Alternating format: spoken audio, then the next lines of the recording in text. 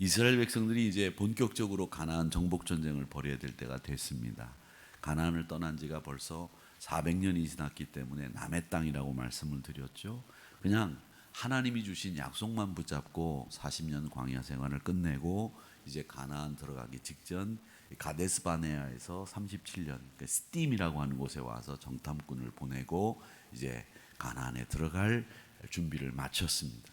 근데 여기 이 시팀에서 여리고를 점령하기 위해서 여호수아가 2명의 정탐꾼을 여리고에 보냅니다.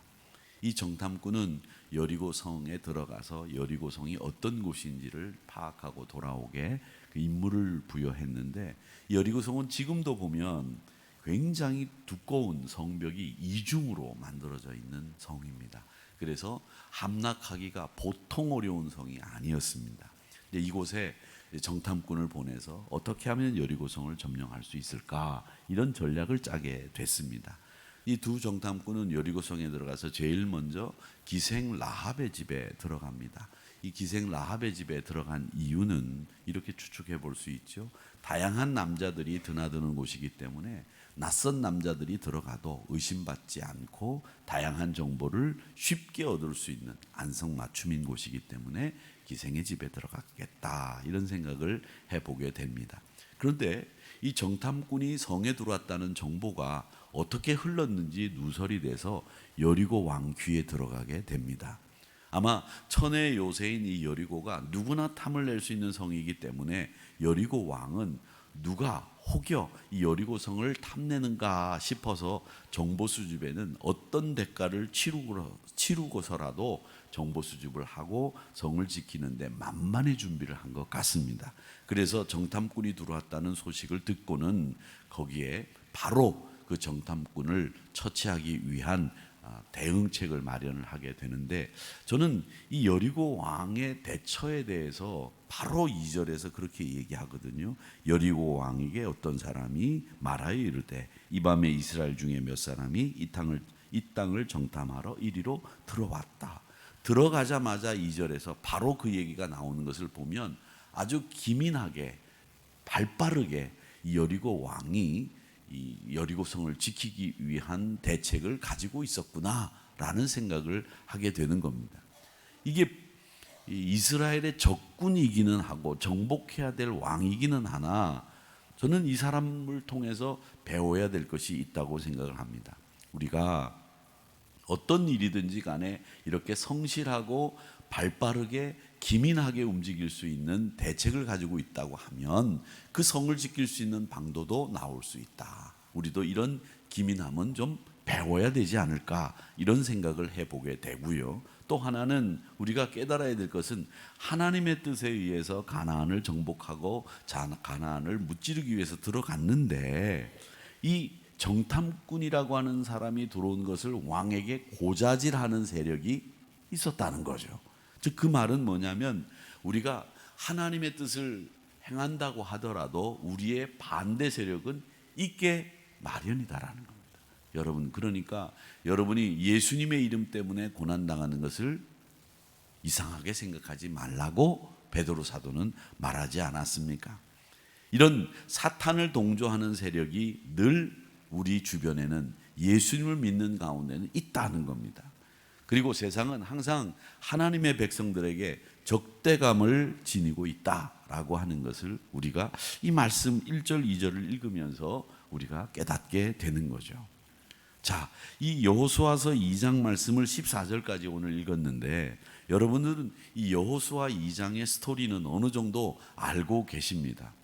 여호수아는 정탐꾼을 여리고성으로 보내고, 여리고 왕은 이 사실을 알고 라합의 집을 수색했지만 허사였고, 라합의 기지와 재치로 모든 임무를 마친 정탐꾼은 이스라엘 진영으로 무사히 귀환했다는 내용입니다. 그런데 여기서 우리가 짚어야 될 내용이 몇 가지 있는데, 이 짚어야 될 내용 중에서 하나가 이 기생 라합이라고 하는 사람의 믿음 문제입니다. 이 사람은 하나님을 잘 아는 믿음의 사람이었다는 것을 알 수 있는 대목이 있습니다. 11절 말씀에 보면 우리가 듣자, 즉 하나님이 이스라엘과 함께한 사실을 듣고 이스라엘이 가나안을 잘 들어올 수 있는 준비를 40년 동안 광야에서 마쳤다는 이야기를 모두 들었다는 얘기죠. 하나님이 살아계시다는 이야기를 들었다는 거죠. 그랬더니 마음이 녹았고 너희로 말미암아 사람들이 정신을 잃었나니, 두려움 때문에 말이죠. 너희의 하나님 여호와는 위로는 하늘에서도 아래로는 땅에서도 하나님이시니라, 이렇게 말씀하셨다는 겁니다. 이게 라합의 말입니다. 즉 라합의 고백이라는 거죠. 옛날 개혁 성경에는, 우리가 가지고 있는 개혁 개정 성경에는 하늘에서도, 위로는 하늘에서도 아래로는 땅에서도 하나님이시다, 이렇게 되어 있는데 옛날 개혁 성경에는 뭐라고 되어 있었죠? 여러분 기억나시는지 모르겠습니다만은 옛날 개혁 성경에는 상천하지의 하나님이다, 이런 말씀이 있었죠. 그 말씀을 저는 상천하지의 하나님이라는 말이 훨씬 더 좋은 것 같아요.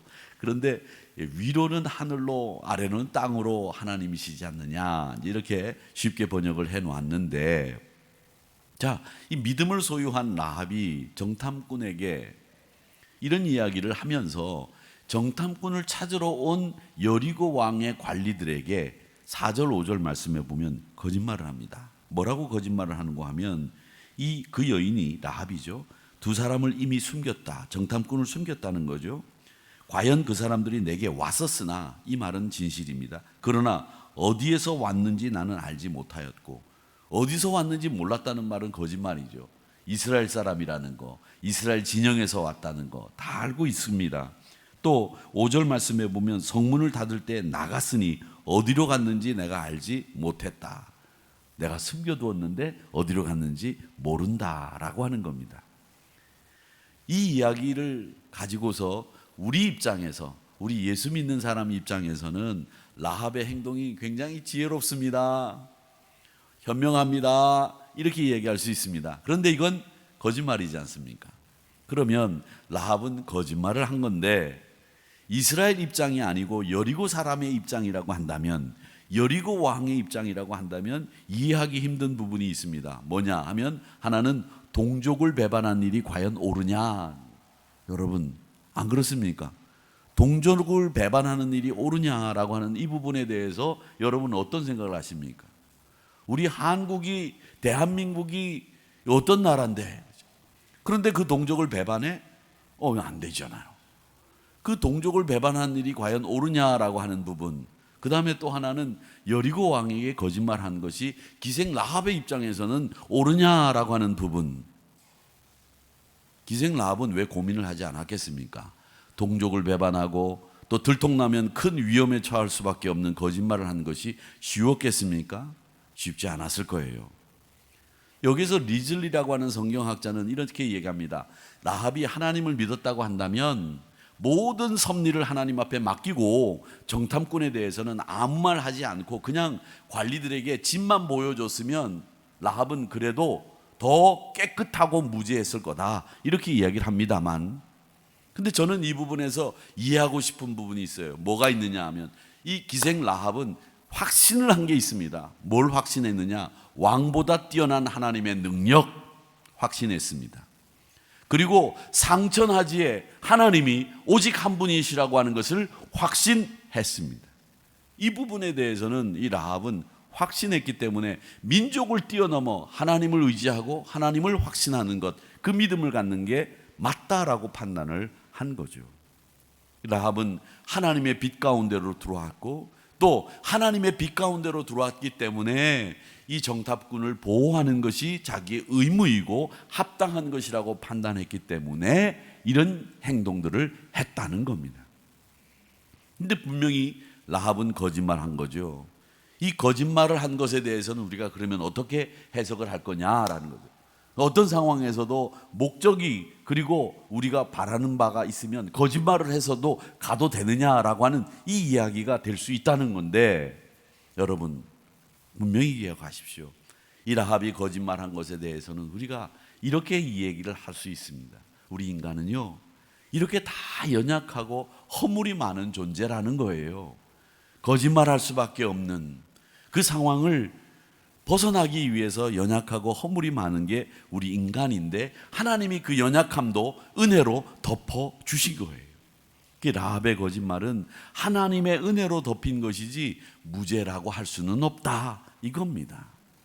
그러니까 우리가 여기서 확실하게 교훈을 받아야 될 것은 동기가 오르면 방법도 옳아야 됩니다. 또 방법이 오르면 그 출발도 옳아야 되고 그 목적도 선해야 됩니다. 출발도 선한 마음에서 출발해야 되고요. 하나님의 뜻에 위배되지 않아야 되고요. 또 우리가 쓰는 방법도 항상 선하고 옳은 방법을 써야 되겠다. 그게 우리의 판단에 미스가 있다고 하더라도 우리는 항상 옳은 방법, 옳은 동기, 그리고 옳은 목적, 그의 나라와 그 의를 구하는 이런 방법으로 우리가 주의 일을 해야 된다. 이 교훈을 우리가 이 라합을 통해서 배우게 되는 겁니다. 그리고 또 하나 우리가 분명히 깨달아야 될 것은 우리 안에는 아직도 유약하고 연약한 죄의 성질들이 남아 있다는 거예요. 그래서 우리가 날마다 기도하기를 우리를 시험에 들게 하지 마옵시고 라고 기도하는 거예요. 그렇게 기도한다. 그렇게 우리가 연약하다라고 하는 것이고요. 또 하나는 제가 상천하지라고 하는 말씀을 드렸는데, 이 성경의 위대한 위인들을 보면 아름답고 감명을 주는 이 신앙 고백을 우리가 보게 됩니다. 기생 라합은 오늘 말씀에 상천하지의 하나님인 것을 나는 안다, 믿는다, 이런 확고한 신앙 고백을 하지 않았습니까? 베드로 사도는 예수님이 너희는 나를 누구라고 하느냐 이렇게 물었을 때 마태복음 16장 16절에서 주는 그리스도시요 살아계신 하나님의 아들이십니다, 이렇게 고백했습니다. 다윗이 블레셋 사람 골리앗 앞으로 나갈 때에 그는 골리앗 앞에 나갈 때 그냥 나가지 않았습니다. 신앙 고백과 결전의 마음을 다짐하는 아주 멋진 말씀을 했지요. 사무엘상 17장 45절 말씀입니다. 블레셋 사람에게 이르되 너는 칼과 창과 단창으로 내게 나오지만 나는 만군의 여호와 이름, 그 이름으로 네가 모욕하는 이스라엘 군대의 하나님, 그 하나님의 이름으로 내가 네게 간다, 이렇게 이야기를 하면서 그 결연에 찬 결전의 다짐을 골리앗에게 보여주고 있습니다. 에스더는 이스라엘 민족을 구하기 위해서 목숨을 걸고 하나님을 의지하면서 어떻게 이야기합니까?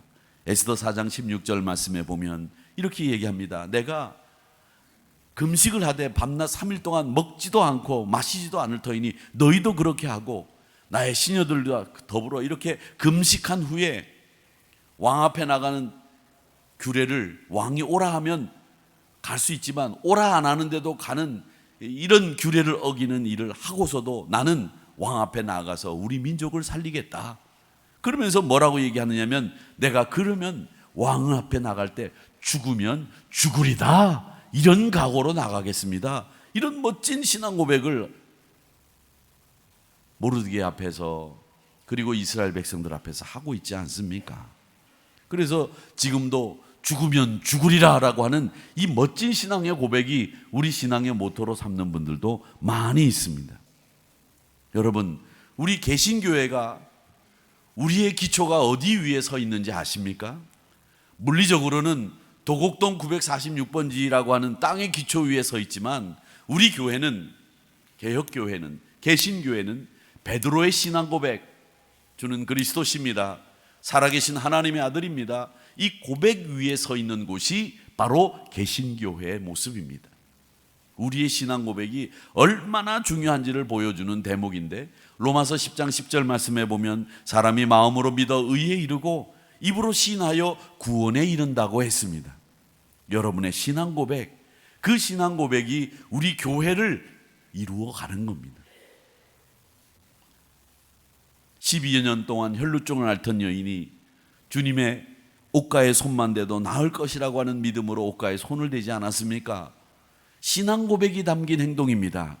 그녀가 말은 하지 않았지만 저는 그 마음속으로 저는 주님의 옷가에 손만 대도 저의 병이 나을 줄로 믿습니다. 내 모든 영역에서 주님은 치료자이시고 구원자이심을 믿습니다. 이런 고백을 마음속으로 하고 주님의 옷가에 손을 댔다고 믿습니다.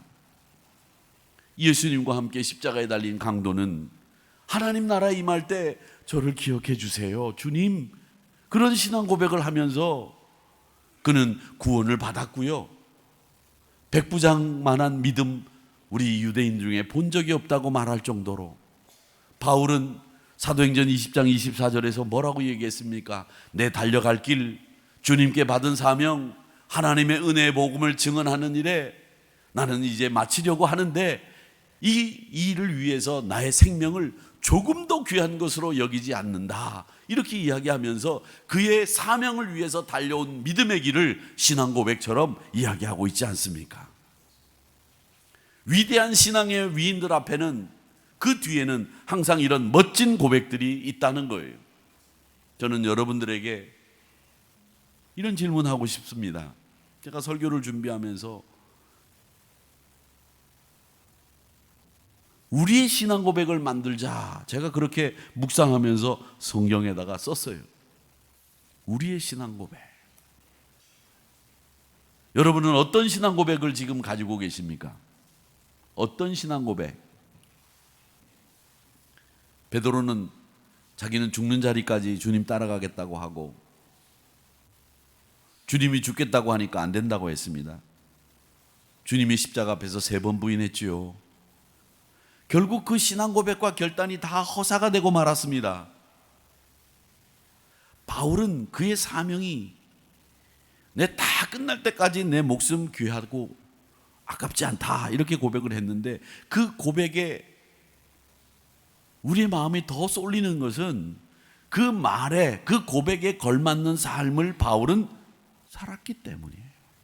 저는 여러분들에게 제안하고 싶습니다. 여러분도 여러분 나름대로의 신앙 고백을 꼭 만드시기 바랍니다. 여러분 상황에서 하나님을 의지하고픈, 하나님을 여러분이 아는 대로 여러분의 신앙 고백을 꼭 만들어 보시기를 바랍니다. 베드로처럼 혹은 에스더처럼 주님의 옷가에 손을 대어 낫겠다고 하는 믿음을 가진 그 여인처럼 여러분도 여러분의 신앙 고백을 꼭 만드시기를 바랍니다. 그게 어떤 고백이어도 좋습니다. 상처나지의 하나님이라고 해도 좋고, 베드로처럼 살아계신 하나님의 아들 주는 그리스도이십니다, 이렇게 이야기해도 좋고, 주의 지팡이와 막대기가 나를, 내 삶을 언제나 인도해 주실 줄 믿습니다, 이렇게 고백해도 좋고, 어떤 고백이라도 좋지만 여러분, 여러분의 신앙 고백이 있어야 됩니다. 그리고 하시라도 누가 툭 건드렸을 때 나의 신앙 고백은 이겁니다 라고 이야기할 수 있는 신앙 고백이 있고, 거기에 걸맞는 삶을 살 때 우리가 하나님의 사람으로 서지 않겠는가, 더 믿음에 충실하지 않겠는가, 이런 생각을 해보면서 여러분 스스로 신앙 고백을 여러분 상황에 맞게 꼭 만드시기를 축원합니다. 자, 그 다음에 이렇게 말씀을 보면 라합은 숨겨준 정탐꾼에게 이제 돌려보내면서 우리 가족을 구원할 수 있는 증표를 제시해라, 이렇게 요구합니다. 그러니까 이 정탐꾼이 너희 집 앞에 붉은 줄을 메어두라, 이렇게 지시를 하죠. 이 붉은 줄이라고 하는 걸 여러분 들으시면 어떤 게 생각이 나십니까? 출애굽 당시에 죽음의 사자가 이스라엘 민족만 빼놓고 온 애굽에 초태생을 다 죽이는 가운데에서도 문설주에 어린 양의 붉은 피를 바른 그 집은 이 죽음의 사자가 넘어가지 않았습니까? 그 붉은 피가 생각나지 않습니까? 이 붉은 줄을 매라고 하면서 정탐꾼은 라합에게 우리가 왔다 갔다는 이야기를 누구에게도 누설하지 말고, 전쟁이 일어났을 경우에는 집 밖으로, 이 붉은 줄을 맨 이 집 밖으로 아무도 나가지 말라 신신당부를 합니다. 이게 서로가 지켜야 되는 약조입니다. 우리는 이 약속을 한 가운데에서 영적 교훈을 받게 되는데, 이 정탐꾼이 붉은 줄을 맨 집 밖으로 누구도 나가지 마라, 만약에 나가서 죽으면 그건 니네 책임이다, 만약에 나가지 않았는데도 죽으면 그건 우리 책임이다. 이렇게 이야기를 합니다. 저는 여기서도 우리의 영적인 교훈을 받을 수 있는 부분이 많다고 생각을 합니다. 이게 뭐냐면 우리는 누설하지 말아야 되고 집 밖으로 나가지 말아야 되는 이 분명하고도 확실한 행동 지침을 정탐꾼으로 받았습니다. 그러면 여러분 뭡니까? 누설하지 말고 집 밖으로 나가지 말고. 이 말은 우리 신앙은 항상 언제나 진리 편에 서 있어야지 거짓 편에 서 있어서는 안 된다라는 교훈을 먼저 받는 겁니다. 그리고 또 하나, 우리는 집 밖으로 나가지 말아야 됩니다. 하나님의 집 밖으로 나가지 말아야 됩니다. 진리를 함부로 누설한다? 하나님의 성전에서 밖으로 나간다? 이건 우리의 신앙의 정도가 아니라는 겁니다. 붉은 줄은 정탐꾼과 기생 라합만이 알고 있는 구원의 비밀이었습니다. 에덴 동산에서 아담과 하와는 선악과를 따먹고 쫓겨나지 않습니까? 그런데 하나님께서 양을 잡아서 가죽옷을 만들어서 그들의 허물을 덮어줍니다. 노아는 방주에서 구원을 받았고, 어린 모세는 역청을 바른 갈대 상자에서 구원을 받았고, 유월절 이스라엘 백성들은 문에 바른 어린 양의 붉은 피로 구원받았습니다. 오늘 기생 라합의 가족은 창문에 내린 이 붉은 줄 하나로 구원받았습니다. 붉은 줄이 무슨 미신적인 요소가 있는 게 아닙니다. 그 안에 무엇이 들어있습니까? 그 안에 들어있는 것은 뭐냐? 내가 너를 살리겠다고 하는 하나님의 약속이 들어있는 겁니다. 그 하나님의 약속이 담긴 붉은 줄이 라합의 가족을 살린 거예요. 그 그냥 붉은 줄이에요. 근데 그 안에 내가 너희 가족을 지키겠다라고 하는 정탐꾼이 준 약속, 하나님의 약속이 있기 때문에 그 붉은 줄이 구원의 증표가 되는 거예요. 하나님의 약속이 없으면 안 된다는 거죠. 하나님의 약속이 우리를 구원하는 거예요. 고린도전서 1장 18절에서 십자가의 도가 멸망하는 자들에게는 미련한 것이지만 구원받는 우리들에게는 뭐다? 하나님의 능력이다. 그랬습니다. 이 약속을 모르는 사람들은 기생 라합의 집에 붉은 줄이 걸려있는 걸 보면서 구원의 비밀을 모르니까 야, 저 집 뭐 기생집이라고 홍보하는 거야? 이렇게 생각할 수 있을 거예요. 그런데 이 붉은 줄이 후일 주님이 십자가상에서 흘린 보혈을 상징하게 됐고요, 이 붉은 줄에 하나님이 너희 가족을 살리겠다고 하는 약속이 들어있는 거예요. 그 약속은 변할 수 없는 거죠. 사랑하는 성도 여러분, 여러분도 여러분의 가정에 이런 신앙의 붉은 줄을 매시기를 축원합니다. 우리는 이미 붉은 줄을 매고 있는데 이 붉은 줄이 잘 걸려 있는지 확인해 보시고, 그 붉은 줄 안에 들어있는 구원의 약속을 확실하게 믿고 그 구원의 줄을 꼭 매고 다니시는 여러분들이 되시기를 주님의 이름으로 축복합니다. 저는 오늘 이 말씀을 통해서 여러분에게 두 가지 제안을 했습니다. 숙제를 드립니다. 하나는 구원의 붉은 줄이 여러분의 가정에, 여러분 자신에게 꼭 매여 있는지 확인하시기 바랍니다. 또 하나는 여러분의 신앙 고백을 꼭 만드시기를 축복합니다. 다음 주까지 아니에요. 여러분이 어떤 기한을 가져도 좋지만 여러분의 신앙 고백 만드셔야 됩니다.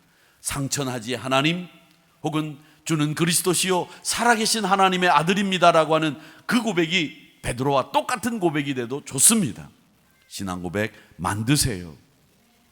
그리고 빌기는 이 신앙 고백 위에서 신실한 믿음의 승리를 일구시는 우리 한우리 성도님들이 다 되시기를 주님의 이름으로 축복합니다.